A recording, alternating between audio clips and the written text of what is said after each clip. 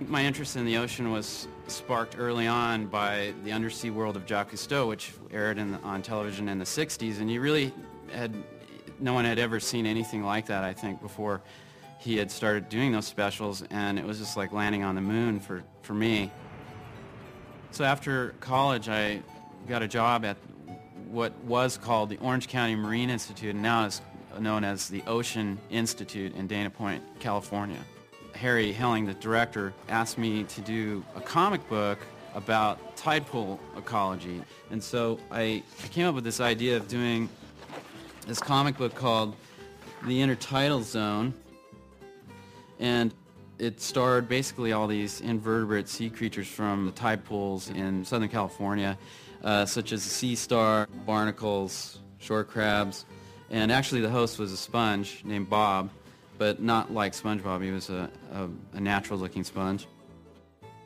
I reached a point at the Marine Institute where I was more interested in creating things and painting and sculpting. I started using motors and parts from old toys and sort of cannibalized these things into sculptures. I have one right here. This one is this dog that I made out of some motor from some toy. He actually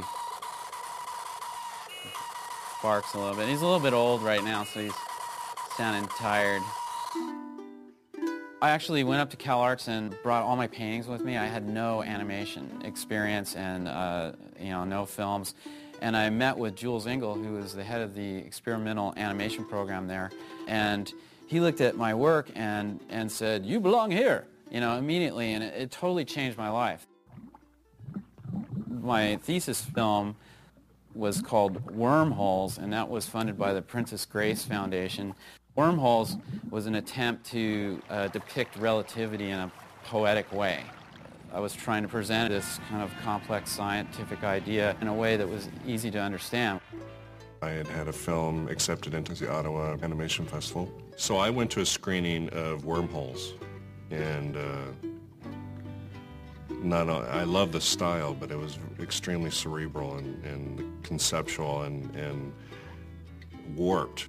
Joe Murray, who's trying to put together the show Rocko's Modern Life, was looking for directors, which was a dream job for anybody that likes animation.